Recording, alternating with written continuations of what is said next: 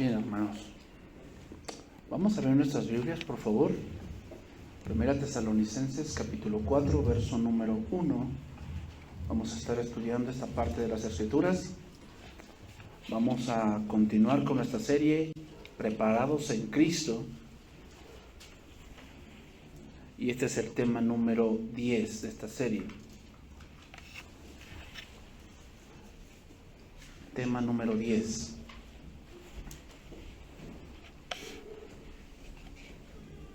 El título de esta mañana, de este tema, se titula Una vida que alaba a Dios.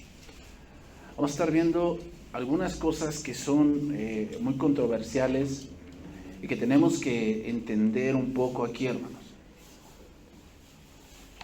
Las normas de conducta cristiana son cosas que debemos estudiar muy particularmente. Voy a poner ciertos ejemplos, tal vez extremos. Si yo le dijera ahorita, bueno, esta temperatura que hace, ¿no? Amaneció un poco fría la mañana. Si yo les dijera que vinieran en traje de baño, ¿lo harían? Ustedes me dirían, es que pastor, pues hace frío. Y yo entiendo, imagínense, entonces,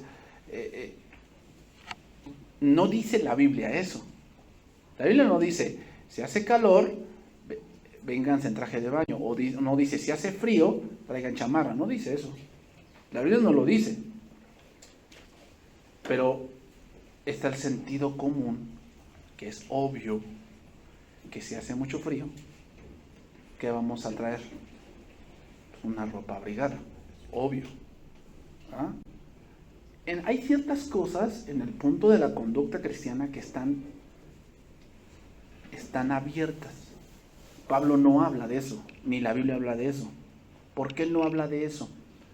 Porque hay cosas que tienen que caer en el sentido común, que tenemos que entenderlas por cómo estamos viviendo. Si viviésemos en un lugar caluroso, por si viviéramos en la Habana o viviéramos en las Bahamas, que son islas que están cerca del Ecuador, y por lo regular los que están cerca del Ecuador son lugares calurosos, sería acuerdo venir con un abrigo. Pero es que el que no venga con abrigo en un lugar caluroso no es cristiano, eso no tiene nada que ver. ¿Sí?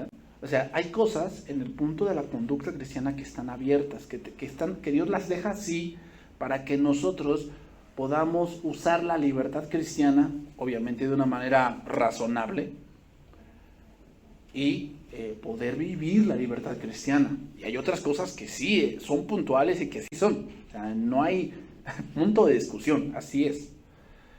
Y aquí vamos a ver algunas de esas cosas, ¿ok? Vamos a ver, primero, Tesalonicenses, capítulo número 4, verso número 1.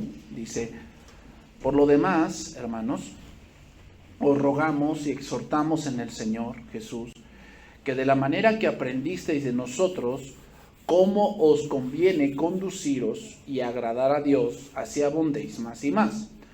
Porque ya sabéis qué instrucciones os dimos por el Señor Jesús, pues la voluntad de Dios es vuestra santificación, que os apartéis de fornicación. Vamos a analizar esos 3 versículos el día de hoy. Entonces, a partir del capítulo 4, recuerden que todas las cartas de Pablo primero se dividen en teoría, casi siempre son los primeros 2, 3 capítulos, teoría, doctrina, instrucciones, y a partir de los siguientes capítulos, a veces al capítulo 3 o al capítulo 4, empezamos con la vida práctica. O sea, cómo todo lo que ya les enseñé ahora, cómo se va a llevar a cabo.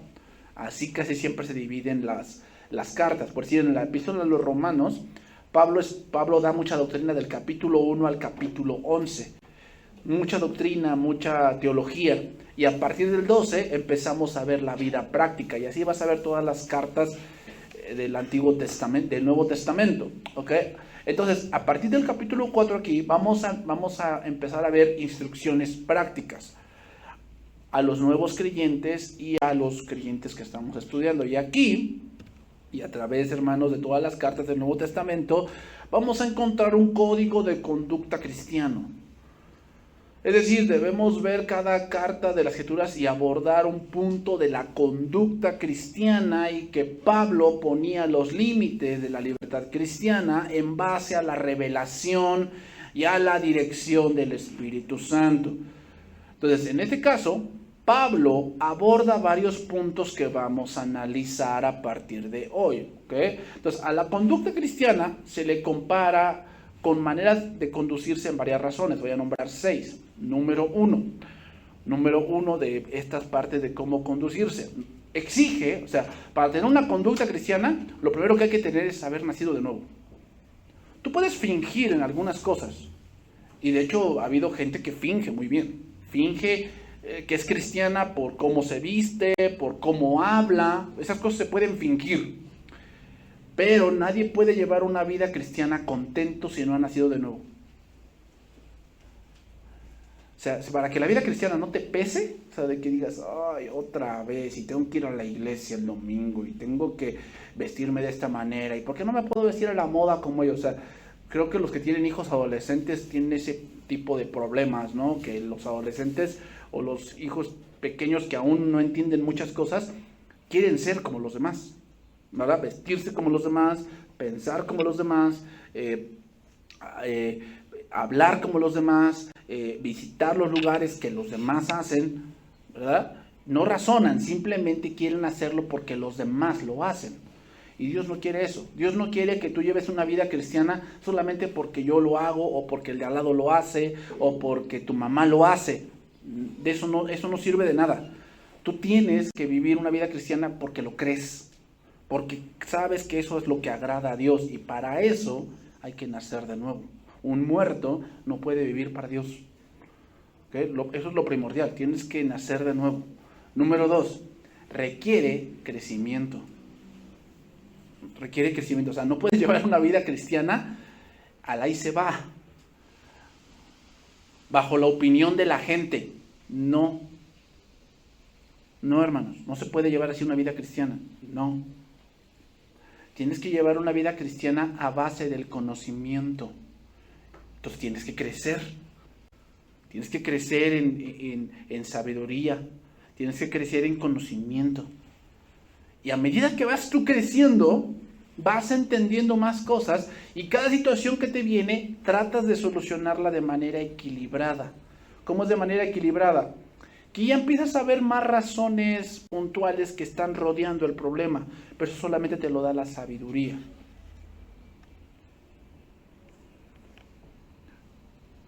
Si no tienes conocimiento, hermano, ¿sabes en qué te vas a volver? En un legalista.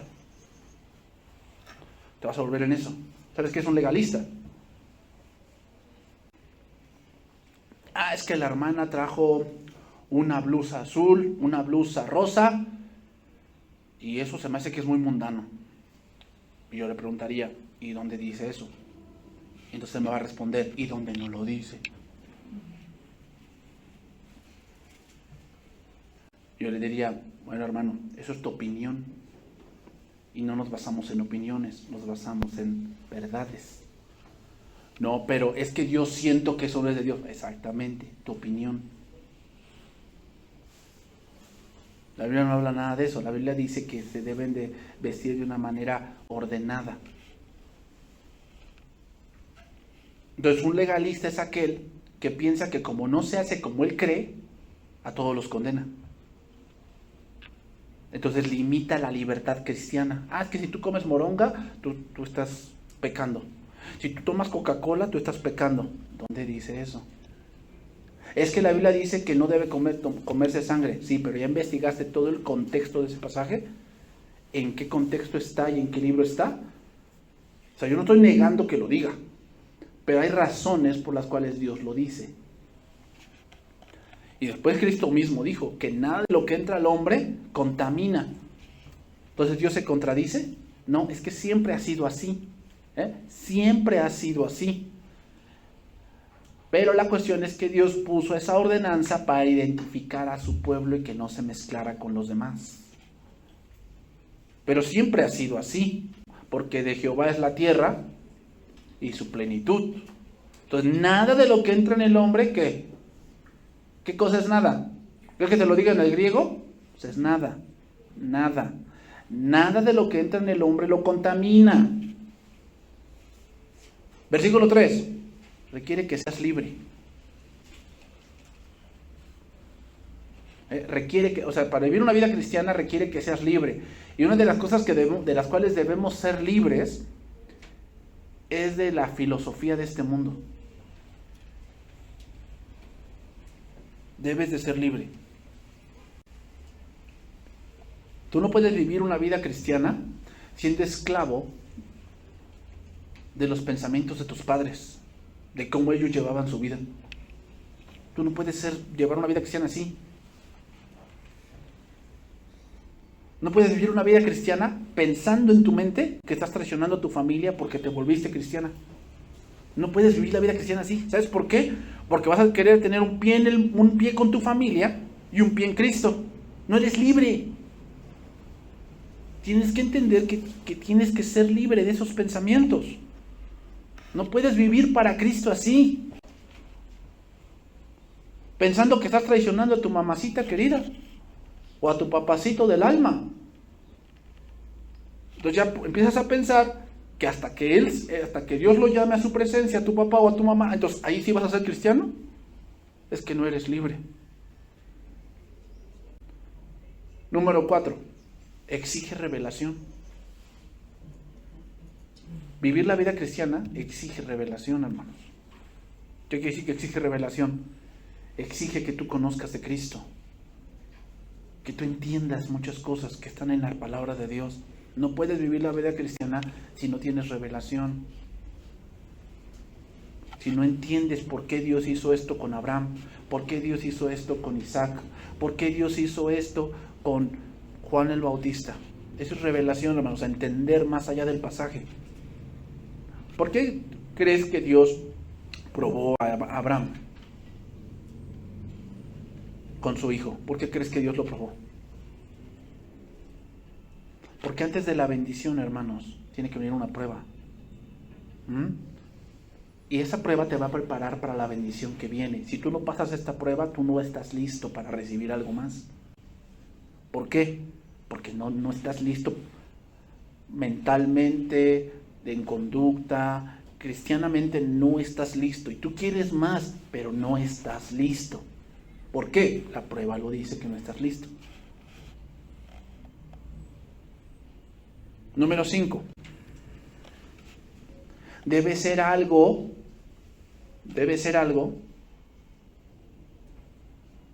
certero. ¿A qué me refiero certero?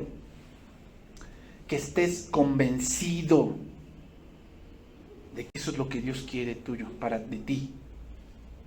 Que en tu libertad cristiana tú estás convencido de que esa es la manera de vivir que Dios quiere que tú vivas. Tú debes de estar convencido. Por si una de las cosas que hoy ha surgido es que la mujer trabaje. Y la Biblia no condena eso. Pero la Biblia condena, o la Biblia dice muy claramente el rol de la mujer.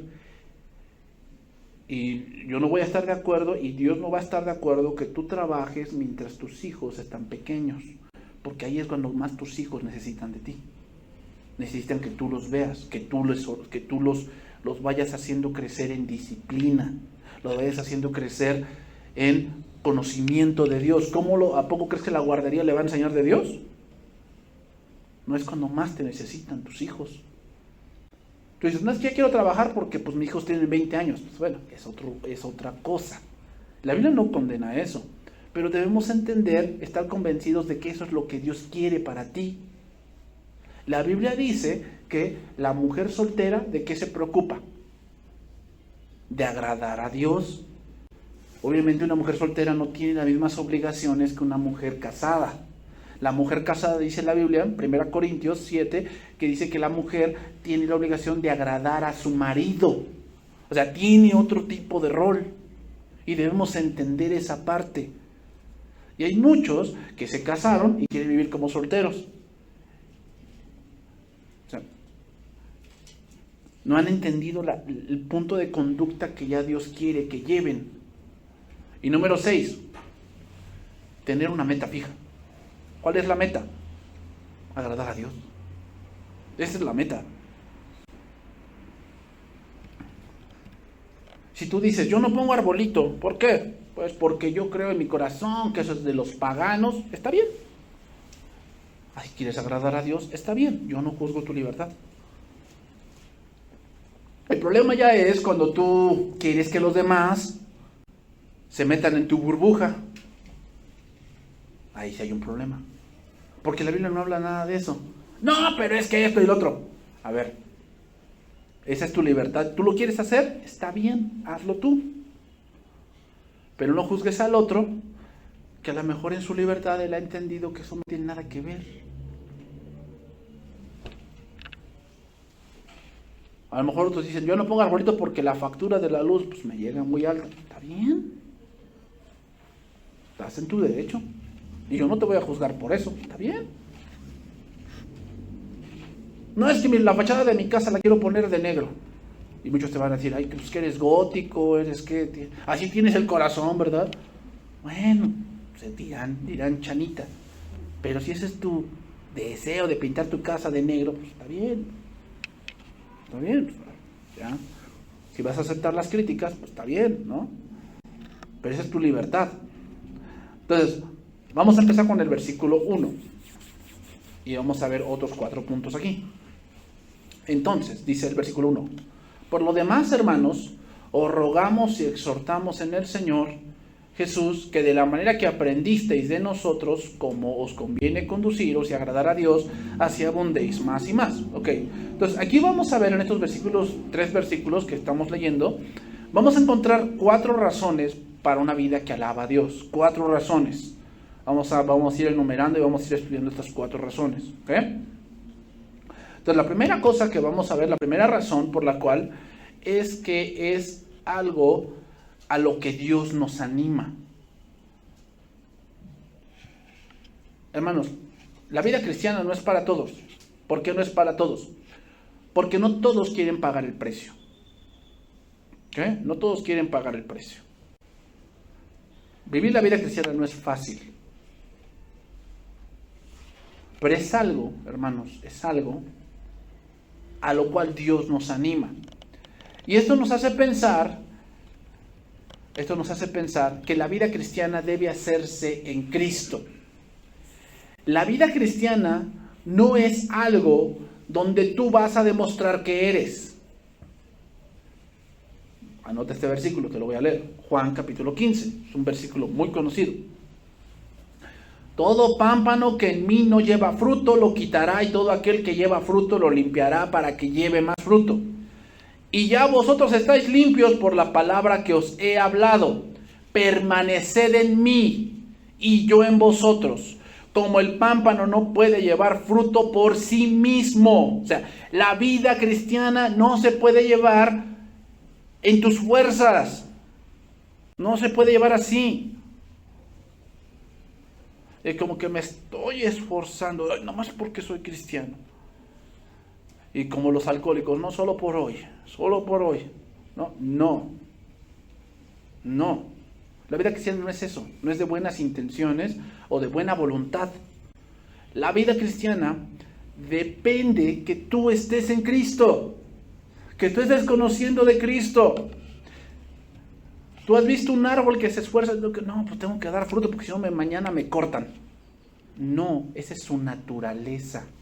Obviamente requiere ciertos minerales, requiere agua, requiere un poco de sol, requiere a lo mejor que lo abonen, que le quiten la mala hierba, eso sí.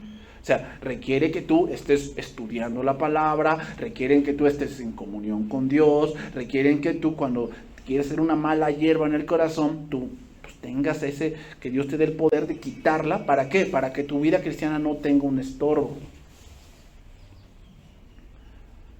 Pero muchos piensan que la vida cristiana es como que, ay no, pues ¿qué tengo que hacer aquí? Ay mamacita, y si piso mal allí. Oh, hermano, cuando entre ya aquí al salón, ¿nada más piso los blancos o también los negros? Porque el blanco es pureza. ¿Dónde dice eso? Entonces, o sea, la vida cristiana no es así. La vida cristiana es que todo me es lícito, pero no todo me conviene. Todo me es lícito, pero yo no me dejaré dominar de ninguna. Es que, pastor, nosotros en fin de año sí hicimos el brindis. ¿Eso es del diablo o no? Pues no sé. ¿Te emborrachaste? No, ya. Hiciste el brindis, ¿no? Sí, está bien. ¿Qué tomaste? ¿Champán? ¿Vino tinto? ¿Amargo? ¿Dulce? ¿Vino blanco? ¿Qué tomaste?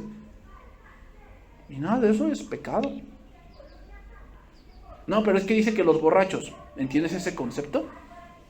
Un borracho es aquel que se intoxica con algo, que va en exceso. ¿Sí? Todo me es lícito, pero yo no me dejaré dominar. Un borracho es aquel que está dominado por algo. Está dominado. Todo me es lícito, pero yo no me dejaré dominar. Pastor, es que la Biblia dice que bienaventurado el que no anduvo en consejo de malos. Entonces, por eso no voy al cine, porque ahí, ¿no? Puro malo que se sienta ahí. A lo mejor se sentó ahí en el lugar que yo fui, en el Mocha Orejas, y ahí me senté yo. No se refiere a eso. Entonces, ¿es lícito que vaya al cine? Sí. Pues nada más a ver qué película vas a ver, ¿no? Todo me es lícito, pero a veces no todo me conviene. Oiga, pastor, ¿puede entrar al bar de la esquina? Sí, pues el hecho de que entres no hace que peques. ¿Pero te conviene eso? ¿Conviene al Señor que tal vez alguien te ve entrando allí? O sea, yo no sé, no, pues yo entro a predicar. No te engañes. No te engañes. Entonces, o sea, la vida cristiana es de que todo me es lícito. Hay cosas que no convienen. No convienen. ¿Por qué? No alaban a Dios.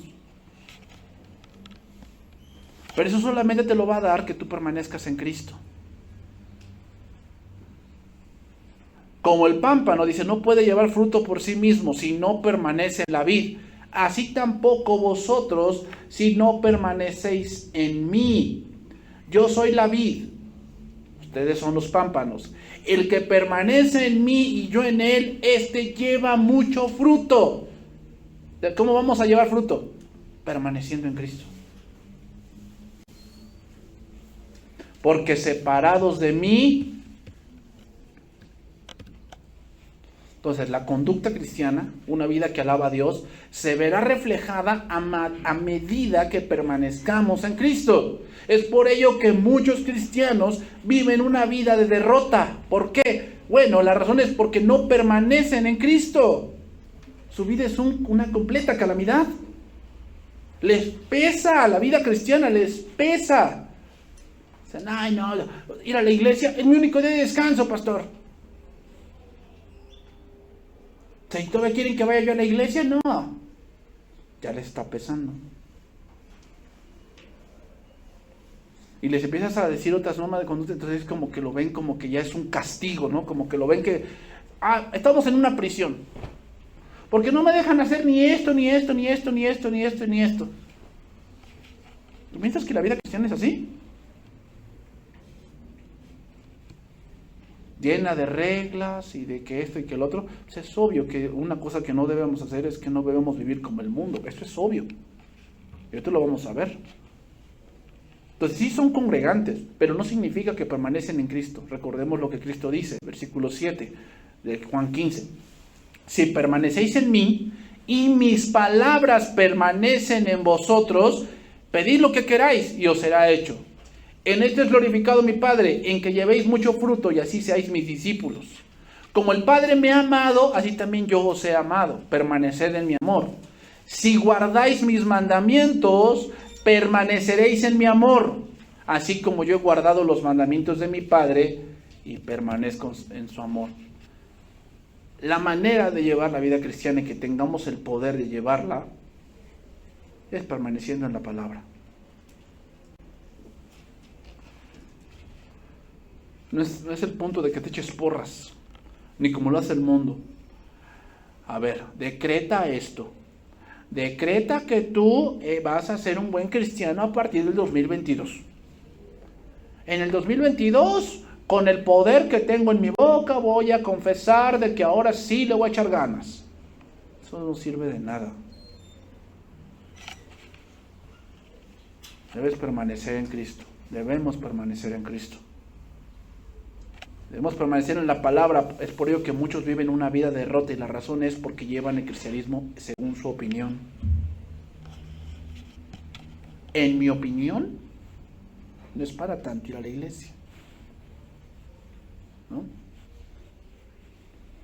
Apenas vi en una red social que publicó una persona: no voy a la iglesia, pero sigo creyendo en Dios, ¿no? Yo no voy a la iglesia, pero creo en Dios. Y me pongo a ver los comentarios que le ponen: amén, amén, gloria a Dios, amén. ¿Amén? ¿Cómo? Pues no sé qué. Yo digo, pues solamente los que le dieron amén son porque están como él. Yo dije, pues le pregunté: ¿cuál Dios? ¿Sí? ¿Cuál Dios? Porque pues, el Dios que tú dices que cree, pues no sé cuál Dios sea. Llevan un cristianismo según su opinión. O sea, yo en mi opinión, yo creo que, pues si no voy a la iglesia, pero Dios está conmigo. ¿Según quién?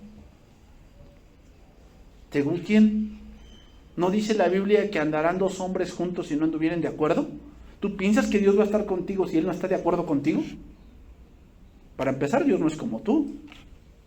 Digo, para empezar, Dios es un Dios santo. Yo no creo que vaya a opinar como tú,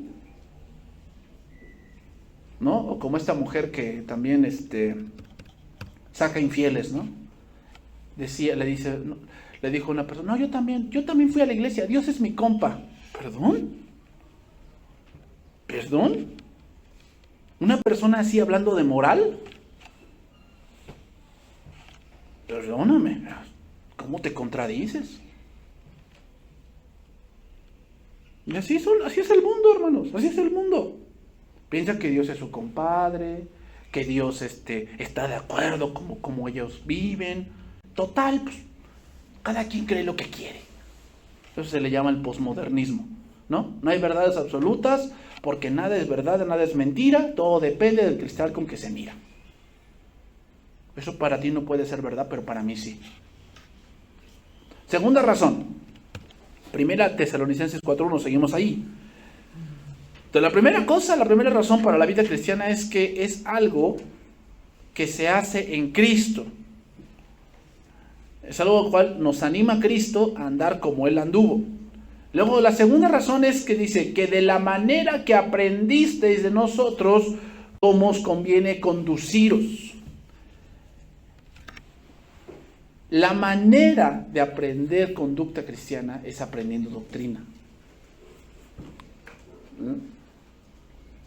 Por eso una iglesia que no tiene doctrina significa enseñanza. Una iglesia que no tiene doctrina lleva en la vida cristiana como Frank Sinatra, a mi manera, ¿no? Tal vez lloré, tal vez reí, tal vez gané o tal vez, pero ahora sé que fui feliz y que si lloré también amé. En fin, todo fue a mi manera, ¿no? Todo fue a mi manera. Entonces, ¿fui de cristiano? Sí, también. Tal vez lloré y tal vez reí. Tal vez gané o tal vez perdí, pero ahora sé que fui feliz. ¿Esa es la vida cristiana? ¿Llevarla a tu manera? O como dice hoy una frase muy bien usada, humanista, o muy mal usada: si te hace feliz, es ahí. Bueno, vamos a analizar ese argumento. Entonces, si a ese hombre le hace feliz hurtar, ¿entonces está bien? Digo, lo que dicen el mundo, ¿no? Dice, si te hace feliz, ahí es. Entonces, si le hace feliz robar, ¿también? Si le hace feliz tener 5 mujeres, ahí es. ¿Se dan cuenta que es un argumento que radica en la ignorancia? Hermanos, debemos aprender que muchas de las cosas que Dios nos va a enseñar y a exhortar a la carne no le gusta. Es obvio. Lo voy a leer así, Romanos capítulo 7, versículo 7. Lo voy a leer en traducción viviente. Traducción viviente de este pasaje. Y mira cómo Pablo lo pone. Ahora bien, ¿acaso sugiero que la ley de Dios es pecaminosa? De ninguna manera. De hecho, fue la ley la que me mostró mi pecado. Yo nunca hubiese conocido la codicia. Es mala si la ley no dijera no codicies. A ver, pregunta. ¿Hay un mandamiento que diga así? No hay ninguno, ¿eh? O sea, de los 10 mandamientos no hay la palabra no codiciarás. Dice, no codiciarás la mujer de tu prójimo. Eso sí lo dice. Ni su vaca, ni su asno, ni su buey. Eso sí lo dice. No dice nada más, no codicies. Entonces, ¿por qué Pablo lo pone de esa manera? Porque Pablo lo que está diciendo es que la codicia casi es el origen de todo pecado. Cuando tú robas es porque codiciaste. Cuando tú adulteras es porque codiciaste a otra mujer. Cuando tú caes en fornicación es porque tú codiciaste eso. Cuando tú fraudeas a alguien es porque tú codiciaste. O sea, el origen de muchas cosas es la codicia. Por eso dice, yo no hubiera conocido la codicia si la Biblia no dijera o la ley dijera no codicies. Pero el pecado usó ese mandamiento para despertar toda clase de deseos codiciosos dentro de mí. Si no existiera la ley, el pecado no tendría ese poder. ¿Qué es lo que está diciendo Pablo? Lo que está diciendo es que cuando oímos la palabra, algo dentro de nosotros queremos hacerlo, queremos vivir para Dios. Pero cuando Dios nos dice, no hagas esto, algo dentro de nosotros nos dice, pero ¿por qué no? Ay, ¿quién es Él para decirme que no? Es que Él no sabe. Eso a mí no me va a pasar.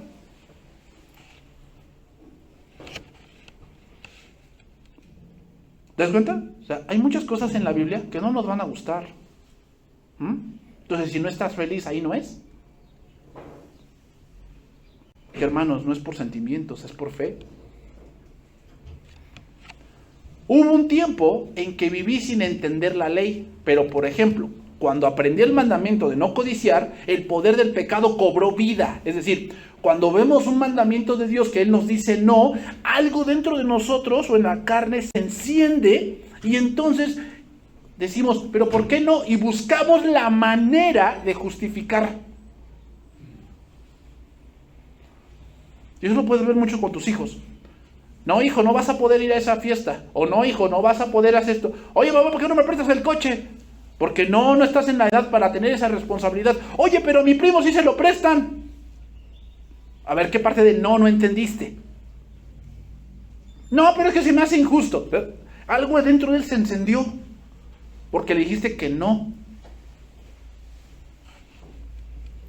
Y así pasa.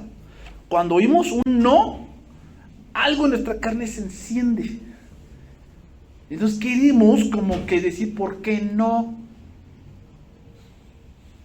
¿Por qué no? Pues porque Dios lo dice. No, pero es que creo que es injusto. Sí, pues como sientes que no está bien, como que te es injusto eso. Sin embargo, dice, el pecado se aprovechó de esos mandatos y me engañó y usó los mandatos para matarme. ¿Cómo nos engañó el pecado? Dios no quiere tu felicidad, Dios es malo, tus papás no te entienden, el pastor no te entiende. No, el cristianismo es para los aburridos. Utiliza eso, te engaña, caes en el pecado, te mata. Porque la paga del pecado es muerte. Entonces empiezan a surgir justificaciones como si ese amor es de Dios. Así justifican los homosexuales su pecado. Es que si es amor, no creo que sea malo.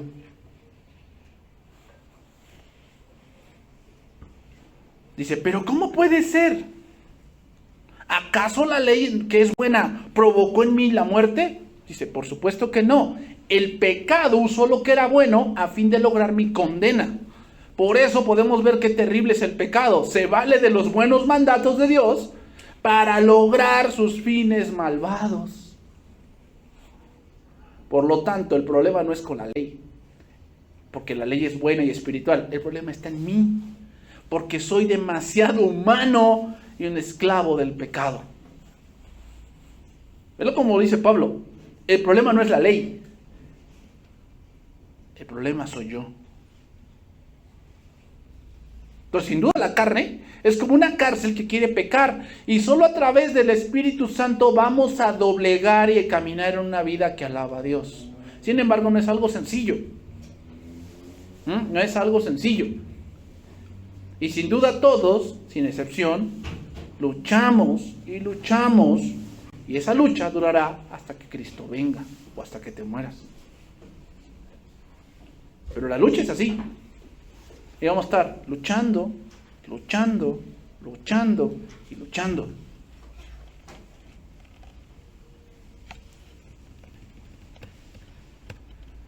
¿No?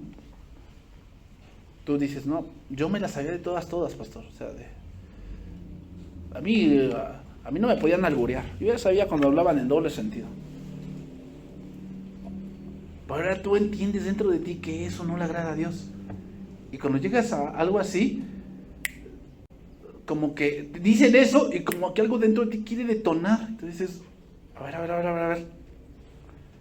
¿Qué pasa? Ahí está tu lucha.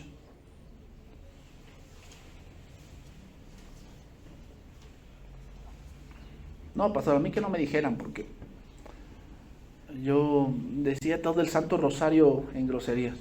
Lo decía, pero santo y seña. Que hasta la gente me decía, ¿qué dijiste? ¿Qué? Y ahora que me lo dicen a mí, o sea, a veces lo que toca, hermanos, es que te encuentras a alguien como tú eras. Te encuentras a alguien como tú eras, ¿no? Que habla como tú hablabas. Y que se burla de lo que antes a lo mejor tú te burlabas. Y ahora tú lo ves y dices, híjole. Nada más dices como Jesús, no, perdónalo porque no sabe lo que hace. No sabe. Pero tú dices, Señor, así era yo, perdóname. ¿No? Perdóname. Entonces, o sea, ya Dios te empieza a dar esa luz y tú dices, híjole, qué mal me veía, va. Qué mal me veía, Señor, perdóname. Número 3, tercera razón. Lo podemos también ahí en el versículo 1.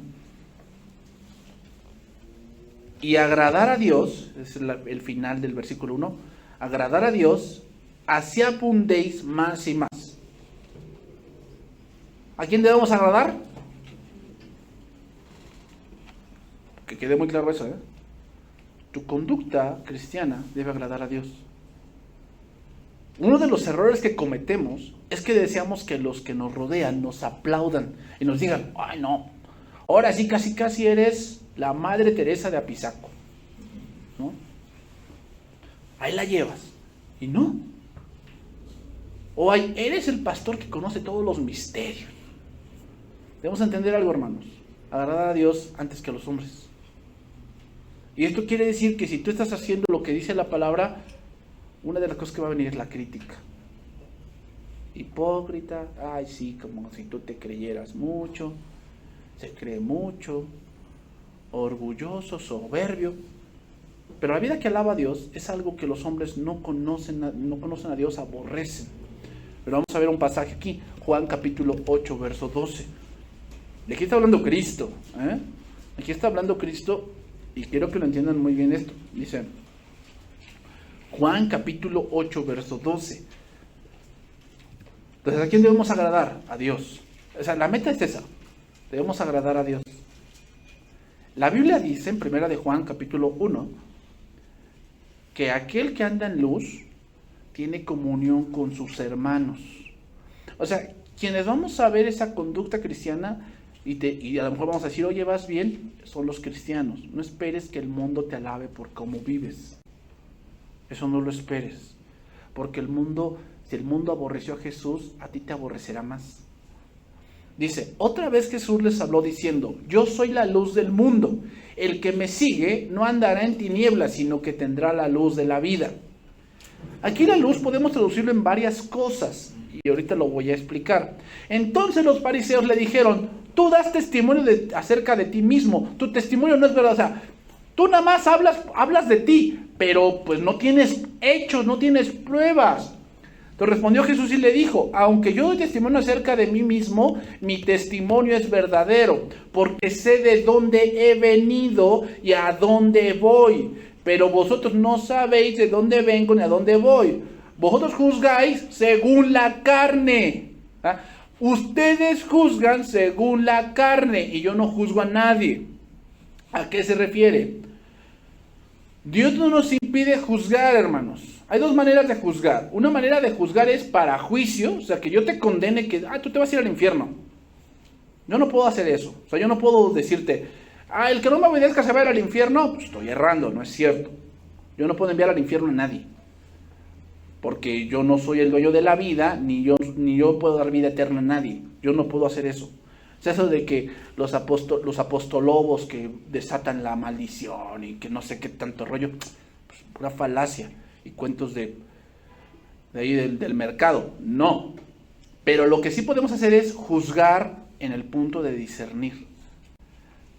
Dice el versículo 16: y si yo juzgo, mi juicio es verdadero, porque yo no soy solo, sino yo y el que me envió, el Padre. Ok, vamos a analizar aquí esto.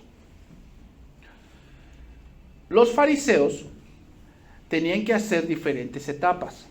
Cuando los fariseos, cuando alguien salía en el pueblo, un rabino y toda la cosa, y no, pues este rabino está enseñando esta doctrina, es muy bueno, no, enseña muy bien. Entonces lo que hacían los fariseos es seguir varias etapas. La primera etapa era observarlo, cómo enseñaba, pero no decían nada. ¿Se acuerdan por sí del paralítico? Cuando lo bajaron del techo, entonces dice que le dijo: hijo, tus pecados te son perdonados, pero dice que ellos hablaron dentro de ellos, diciendo: este hombre blasfema, pero no hablaron porque no les era permitido en ese momento.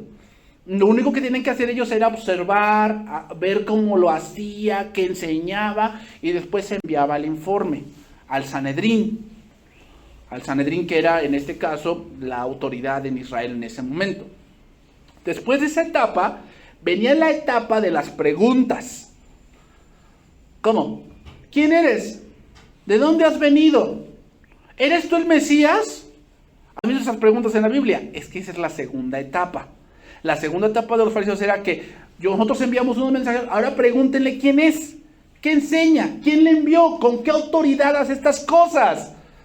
Esa es la segunda etapa. La tercera etapa era que ya lo abordaban y ya le hacían cuestionamientos de lo que enseñaba. Esta es la segunda etapa. Quiere decir que aquí, en este pasaje, ya Jesús hizo muchos milagros. Ya vieron los milagros que hizo, milagros que nadie más había hecho. ¿Cuál era la conclusión a la que debían llegar? Este es el Mesías. Pero no llegaban a esa conclusión. ¿Por qué no llegaban? Porque juzgaban según la carne. ¿Qué quiere decir? Según mi opinión. Entonces, si yo te juzgo a ti según mi opinión, pues todos están mal. Porque según mi opinión, el único que está bien soy yo. Y todos los demás, pues ahí la llevan. Ahí la llevan. Pero están mal. Bueno, eso es según tu opinión. ¿Qué dice la Biblia? Eso es lo que dice Jesús. Dice ahí: yo juzgo y mi juicio es verdadero, porque no soy yo solo, sino yo y el que me envió. ¿Qué quiere decir? Ahí el Padre se refiere a la ley.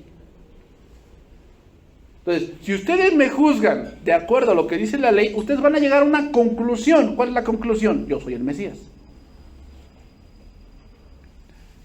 Y por eso lo confirma el siguiente versículo. En vuestra ley está escrito que el testimonio de 2 hombres es verdadero. 2 hombres, o sea, 2 o 3 testigos. ¿Jesús tenía 2 o 3 testigos? Sí. Primer testigo, los milagros. Es decir, eran un testigo fidedigno de que él era. Número 2, la ley. Las escrituras daban testimonio de que él era.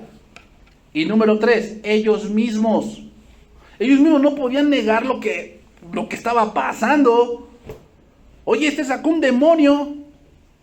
Nada más con mandarle, o sea, decirle, cállate y sal de él. Dije, nadie va a sacar un demonio así. Ellos eran el firme testimonio de lo que estaba ocurriendo. Si yo soy el que dio testimonio de mí mismo y el Padre que me envió da testimonio de mí, ellos le dijeron, ¿dónde está tu Padre? No entendían. Oye, ¿por qué vives de esta manera? Es que yo quiero agradar a Dios. Ay, ¿y dónde dice que Dios se agrada así? ¿Dónde está tu Padre?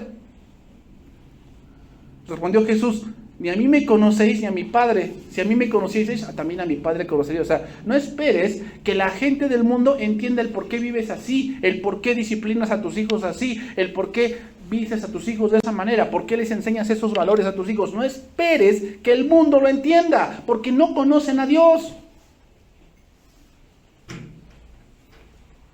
La vida cristiana no es para agradar a los hombres, hermanos. Es para agradar a Dios. Pero obviamente, alguien que sí conoce a Dios, pues te va a decir, oye, ¿vas bien? Qué bueno, hermano, que sigas luchando con eso. Sigue luchando, no te desanimes. No, hermanos, que a veces sí caigo, ¿sí? La vida cristiana es así, a veces caemos. Pero como dice el proverbio, ¿no? 6 veces cae el justo y 7 veces ¿qué? Dios lo levantará. Como dice, 6 veces cae el justo. O sea, quiere decir que aquel que reconoce que pues depende de Dios. Entonces aquí al hablar de la luz, hermanos, hablamos de esa revelación de Dios. Vamos al último punto, porque ya se me acabó el tiempo. Cuarta razón. Última razón, porque ya se me acabó el tiempo.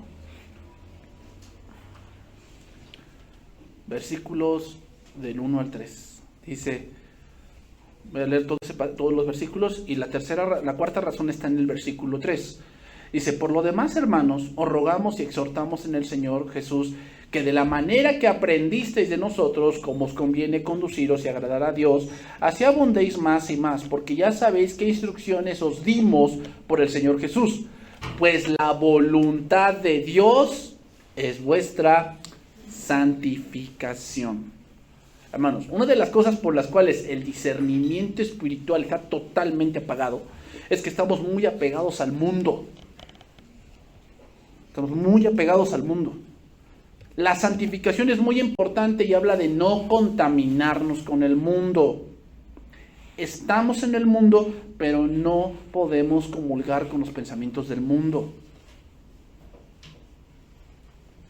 Y esto habría que analizarlo en varios puntos. Por decir, voy a preguntar algunas cosas. Por decir, ¿qué cosmovisión tienes del matrimonio?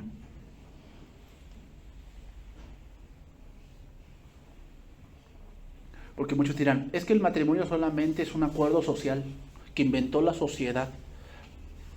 Perdóname, estás muy equivocado. Porque el matrimonio se dio, o Dios lo inventó en el Edén. Ahí no había ni gobiernos, no había sátrapas, no había diputados, no había registro civil, no había nada de eso. Así que no me digas que es un invento de la sociedad. Es un invento que Dios hizo. ¿Qué cosmovisión tienes del matrimonio? No, pues es que el matrimonio es como una cárcel, es para aquellos que pues ya quieren sentar cabeza. Estás mal. Deja de apegarte al mundo. Deja de ver esas películas que te hacen ver el matrimonio de esa manera. Es el problema de muchos. Ven tantas películas que piensan que la vida es así. Entiéndelo. Una película es algo que ellos tienen controlado, que ellos tienen el guión y saben cómo va a ir la historia. La vida no es así. Ten sabiduría. Otra pregunta. ¿Qué cosmovisión tienes de la disciplina?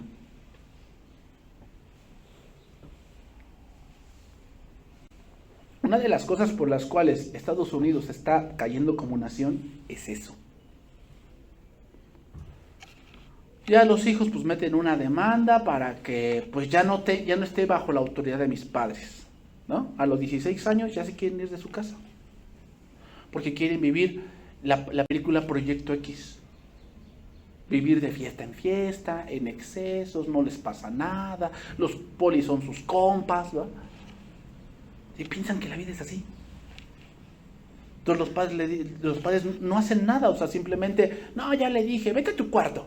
Y no tienes no tienes celular, y no tienes tele. Ajá, y después empiezan con su falsa psicología. No, pues es que hay que entenderlos, que quién sabe qué, tiene 16, esa es la vida. Entonces, eso lo tomamos nosotros y ahora tenemos una cosmovisión así. Y todo lo que Dios dice en Proverbios y Eclesiastés, pues bueno, es que eso ya es muy vago, pastor. ¿Qué podemos decir de la disciplina formativa? La disciplina formativa no es la que le zumbas, ¿eh? Disciplina formativa es que tenemos que tomar una disciplina en ciertos ámbitos de nuestra vida, porque eso va a formar carácter en nosotros. Y una de ellas disciplina es la lectura. Y los jóvenes de hoy dicen, ay no, qué flojera, leer. Sí, léete tal libro. Ay no. Digo, no me pregunta, ¿y usted a qué se dedica? Pues a estudiar. ¿Qué estudia? Pues la Biblia. ¿Y todos esos libros? Sí. Ay no, qué flojera. No. O sea, leer, no.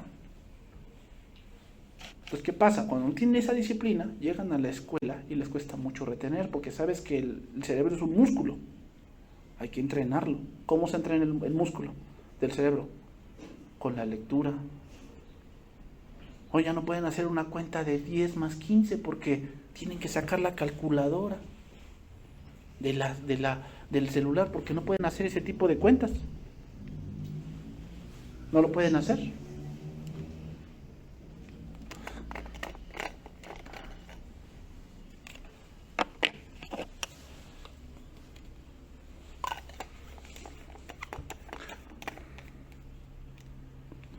Que ya me calle, dice. Pero ahora vamos a ir otra hora más. Entonces, hermanos, haciendo estas preguntas, nos vamos a dar cuenta si estás muy apegado al mundo o no. ¿Qué cosmovisión tienes del amor? ¿Piensas que es como te lo presenta la película de Titanic? A la de Te amaré por siempre, es así. No, pastor, a mí me gusta otra, la de El diario de una pasión, es así. Así es, ese es el amor ideal. ¿Tú piensas que el amor es así? Si tienes esa cosmovisión, te voy a decir algo, necesitas santificarte, porque el amor no es así. Nada más ve a Jesús. ¿No dice que el amor de Dios, cómo es? El amor ágape. ¿Cuál es el amor ágape? Sacrificial. Sacrificial. La voluntad de Dios es nuestra santificación, es decir, que nos apartemos de las cosas que contaminan nuestra visión de Dios. No es que te apartes del mundo y seas un ermitaño, no quiere decir eso. Y voy a ir terminando con un pasaje. Daniel capítulo 6. Pero santificación, hermanos, tiene que ver con apartarte de esos pensamientos que no van acorde con Dios. En verdad, hermanos, hay pensamientos que nada que ver con Dios, que se están publicando en redes sociales, que se están publicando hasta aún en las esquinas, o sea, en los espectaculares, ¿no? Que radican en el ego, ¿no? Es que yo soy totalmente Palacio, o sea, como que yo soy la que valgo, no, yo soy la que valgo, yo soy la que valgo, es que te lo mereces, ¿no? O las frases que hoy sacan de Año Nuevo. Me prometo que estos 365 días los aprovecharé para mí. Ay, espántame. ¿En serio? ¿Y Dios dónde está allí? Bueno, también. No, ya no. Eso no lo pensaste. Ahorita pues ya te corregí, pero no es cierto. Deja el ego. El ego no sirve de nada. Mira, dice 6.1. Darío, el Medo, estoy leyendo la traducción viviente, decidió dividir el reino en 120 provincias, o sea, como 120 estados, porque era muy grande, entonces lo dividió. Y nombró a un alto funcionario para gobernar cada provincia, o sea, como un gobernador, ¿no? Así como que tenemos los estados de la república y cada estado tiene un gobernador, así.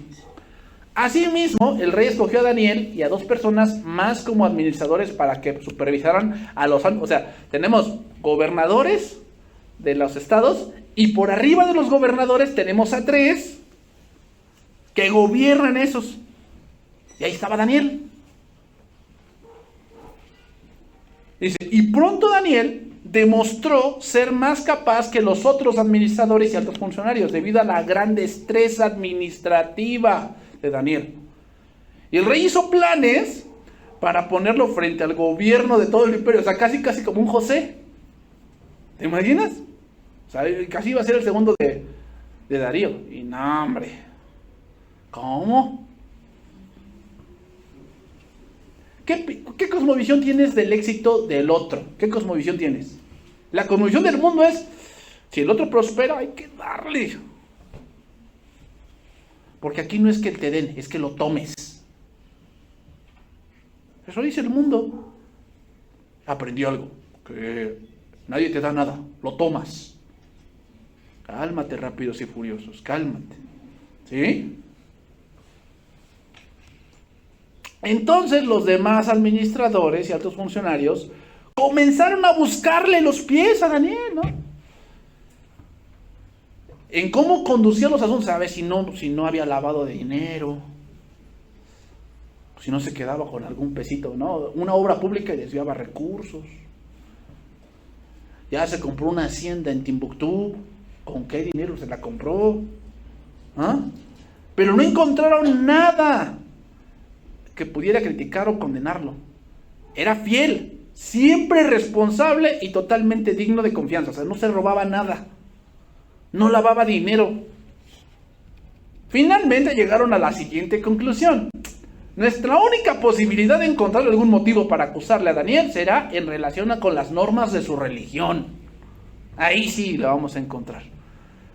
Así que los administradores y los altos funcionarios se presentaron ante el rey y le dijeron: que viva el rey Darío. Primero la salamería, ¿no? Y después dice: todos nosotros, administradores, autoridades, altos funcionarios, asesores y gobernadores, nos hemos puesto de acuerdo. ¿Todos? ¿Y Daniel se había puesto de acuerdo con ellos? Es que así es el mundo. Es que hubo una reunión hace 1 hora, ¿no te enteraste? Así es el mundo. Ordene usted que en los próximos 30 días todo aquel que ore a quien sea, divino o humano, excepto usted, su majestad, sea arrojado al foso de los leones. Ahora bien, su majestad emita y firme esta ley de tal modo que no se pueda ser alterada. Una ley oficial de los medos y de los persas que no puede ser revocada. Así que el rey Darío firmó la ley. ¿Por qué la firmó? Por el ego. Ah, no, pues sí. ¿Ya viste cómo se conduce el mundo? Por el ego. Todo lo que alimente mi ego, pues sí, está bien. ¿Por qué crees que todos los de la farándula, cuando hablan algo de ellos, salen a la luz? Emiten una entrevista. No, todo lo que dijo ella. ¿Sabes que salió por decir apenas un libro, ¿no? Que se llamaba Las mujeres del narco. Y como hablaba de ciertas personas, salieron a la luz. No, es que me siento mal. ¿Por qué? Porque hablan de mí, dejan de criticarme. Cuando sí hicieron eso. Pero como pegan su ego, así es el mundo. Así es el mundo. Dense cuenta cómo es.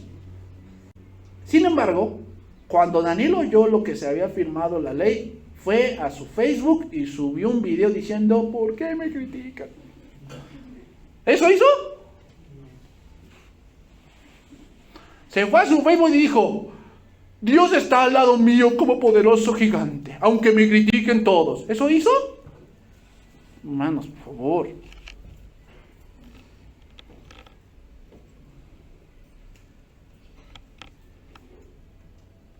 Pero eso es lo que hacen los cristianos, ¿no? Oyen que los critican y entonces ya van a su Facebook y suben una imagen. Ay, ¿cómo se llama? Aunque te critiquen, tú eres hermosa. Por favor, deja tu ego, por favor. ¿Qué hizo Daniel? Se arrodilló como de costumbre en la habitación de la planta alta, con las ventanas abiertas que se orientaban hacia Jerusalén, y oraba 3 veces al día, tal como siempre lo había hecho. Entonces los funcionarios fueron juntos a la casa de Daniel. ¿Por qué hicieron eso? No, porque ya conocían la rutina de Daniel. Ya lo conocían. O sea, no era la primera vez que Daniel tenía un problema. Eso es obvio, ¿eh? O sea, si tú estás en un gobierno, ¿cuántos problemas no tendrías? Es obvio que muchos. ¿Cómo solucionaba Daniel sus problemas? Haciendo eso. Es lo que acostumbraba ver tenemos un problema fuerte, porque se está levantando una turba, o se está levantando alguien que está protestando. Bueno, entonces, ¿qué hacía Daniel? Iba, oraba a Dios, y Dios le daba la solución. Bueno, entonces ya le pusimos un problema. ¿Qué va a hacer Daniel? Pues va a ir con su Dios. Es interesante, todos sabían la rutina de Daniel con respecto a los asuntos que eran difíciles. No era la primera vez que Daniel se enfrentaba contra algo complicado. No era la primera vez. Todos veían la manera en que Daniel resolvía las cosas, orando. Y ahora no sería la excepción. Pregunta, ¿qué haría el mundo? Y la otra pregunta es, ¿eso es lo que haces tú? Es una buena pregunta. De manera que fueron directo al rey y le recordaron el decreto. ¿No firmó usted una ley por la cual durante los próximos 30 días todo aquel que ore a quien sea, divino o humano, excepto a usted, su majestad, se ha arrojado al foso de los leones? Y él dijo, sí, contestó el rey, esa decisión sigue en pie. Es una ley oficial de los medos y de los persas que no puede ser revocada. Y todos le dijeron al rey, ese hombre Daniel, es que ya la agarramos, a ver si. Ese hombre Daniel, uno de los cautivos de Judá, vea, qué falta de respeto, porque ese Daniel era su jefe. Pero cuando le quieres hacer mal a alguien, lo hablas despectivamente. Uno de los cautivos, ese cuate que se cree mucho, pero no hace el caso de usted ni de su ley. Sigue orando a Dios 3 veces al día. Al oír esto, el rey no dice que se enojó, se angustió, que sabía que había caído en la trampa por su ego. Y procuró encontrar un modo de salvar a Daniel. Y pasó el resto del día buscando una manera de librarlo. Y por la noche los hombres volvieron a presentarse ante el rey. No, ¿verdad? Ni para los asuntos del reino eran tan puntuales como aquí. Su majestad, usted sabe que según las leyes de los medos y de los persas, ninguna ley firmada por el rey puede ser modificada. Entonces finalmente el rey ordenó que arrestaran a Daniel y le arrojaran al foso de los leones. Y el rey le dijo que tu Dios, a quien sirves tan fielmente, te rescate. Así que trajeron una piedra y la colocaron sobre la boca del foso. Y el rey selló la piedra con su sello real y los sellos de sus nobles para que nadie pudiese rescatar a Daniel. Luego el rey regresó al palacio y pasó la noche en ayuno. Rechazó sus entretenimientos habituales y no pudo dormir en toda la noche. Muy temprano, a la mañana siguiente, el rey se levantó y fue deprisa al foso de los leones. Cuando llegó allí, gritó con angustia: Daniel, siervo del Dios viviente, ¿pudo tu Dios, a quien sirves tan fielmente, rescatarte de los leones? Y Daniel contestó: que viva el rey.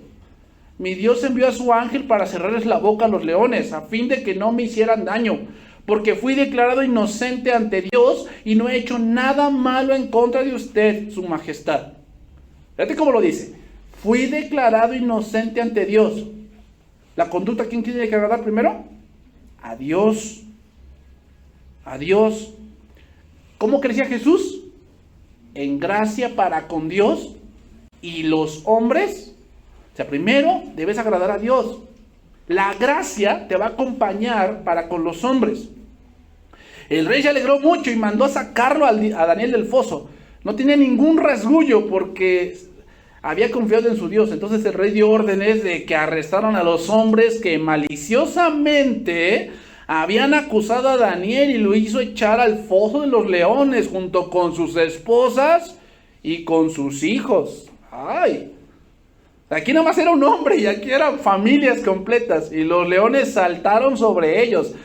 Esos fosos de los leones, hermanos, cuando se iba a castigar a alguien, a los leones se les dejaba una semana sin comer. Nada más pura agua.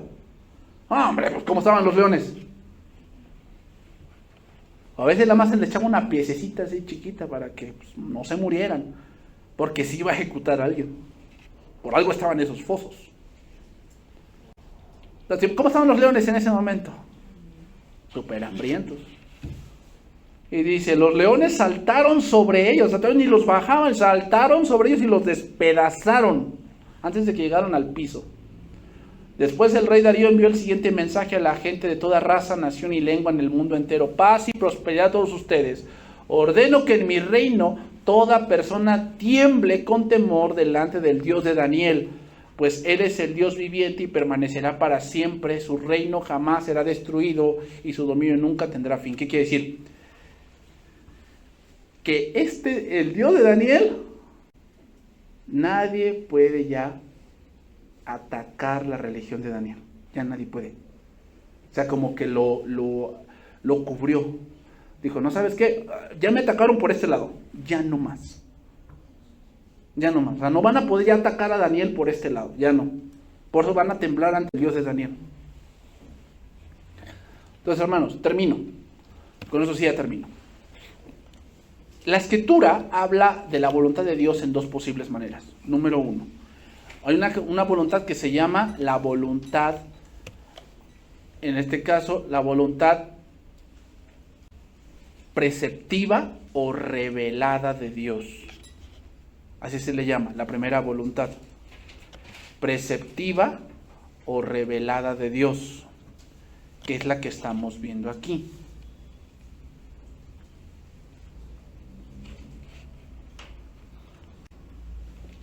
Que es cuando vemos la voluntad de Dios ya vista en las Escrituras. Y la otra voluntad se le llama la voluntad decretiva de Dios, secreta, oculta de Dios.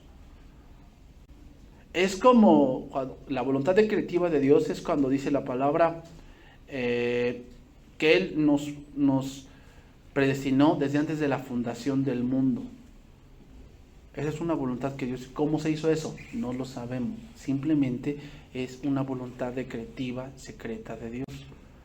La voluntad, cuando dice aquí que estamos leyendo y que terminamos ahorita, es, pues la voluntad de Dios es vuestra santificación. Eso es una voluntad revelada. Que Dios nos dice claramente cuál es lo que Él quiere.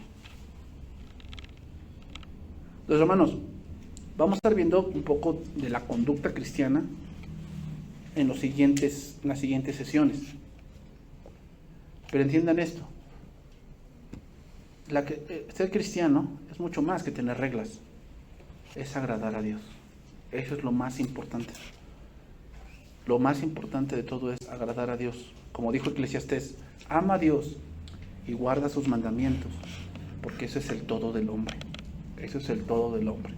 Vamos a orar, hermanos, y vamos a terminar este tiempo.